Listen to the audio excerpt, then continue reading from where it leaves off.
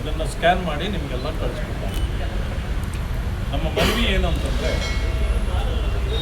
Chief election officer ಅವರಿಗೆ ಇದರ ಮೂಲಕ ಕಳಿಸಿರೋದೇನಂದರೆ, ಈಗಾಗಲೇ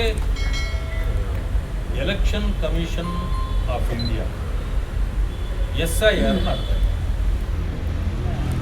SIR ಏನು ಅಂತಂದರೆ, ಡಬಲ್ ತ್ರಿಬಲ್ ಎಂಟ್ರೀಸ್ ಇದ್ದರೆ ಅವೆಲ್ಲ ಹೊರಟೋಗುತ್ತೆ. ಅದು BJP ಅವ್ರದ ಕಾಂಗ್ರೆಸ್ ಅವ್ರದ ಪ್ರಶ್ನೆ ಇಲ್ಲ. Any party, any individual, if they have 2 or 3 entries in the election commission list or voter list, they will be eliminated. Only single will be there. ಅದೇ ಇದರ ಇದು ವ್ಯವಸಾಯ.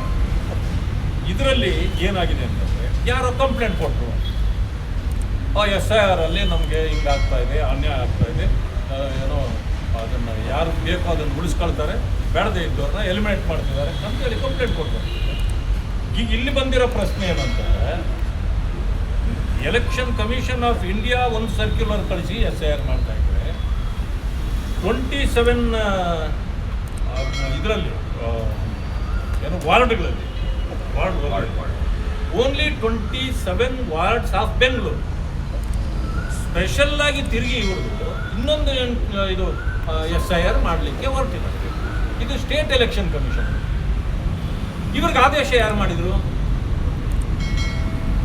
It is very wrong.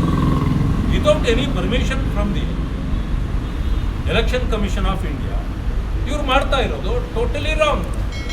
ಅಂದರೆ on whose instance you are doing it? This is the question posed by us.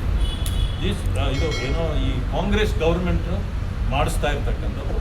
State election commission ಅಂದ ತಕ್ಷಣವೇ election commission of ಇಂಡಿಯಾಗಿಂತ ದೊಡ್ಡವರಲ್ಲ. Under the election commission, state election commission is also working. But this state election commission become a puppet in the hands of the Congress government. ಇದನ್ನು ಒಪ್ಪಲಿಕ್ಕೆ ಸಾಧ್ಯ ಇಲ್ಲ. ಇದನ್ನು ತಕ್ಷಣ ಕೈ ಬಿಡಬೇಕು. ನಿಮಗೆ ಏನಿದ್ರೂ SIR ಈಗೇನು ಎಲೆಕ್ಷನ್ ಕಮಿಷನ್ ಮಾಡ್ತಿದೆ ಅದರ ಅಂಡರಲ್ಲೇ ಆಗಬೇಕು.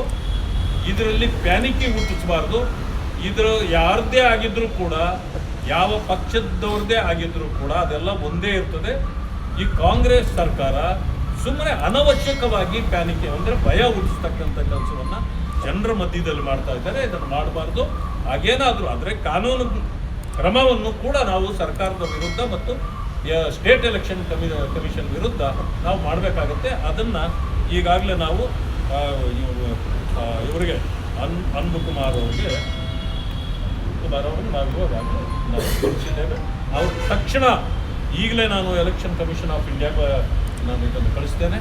ತಕ್ಷಣ ಅವರಿಂದ ಏನು ಆದೇಶ ಬರ್ತದೆ ಅದನ್ನು ಪಡೆದು ಮುಂದಿನ ಕ್ರಮ ಕೈಗೊಳ್ತೇನೆ ಅಂತ ಈಗಾಗಲೇ ಹೇಳಿದ್ದೇನೆ.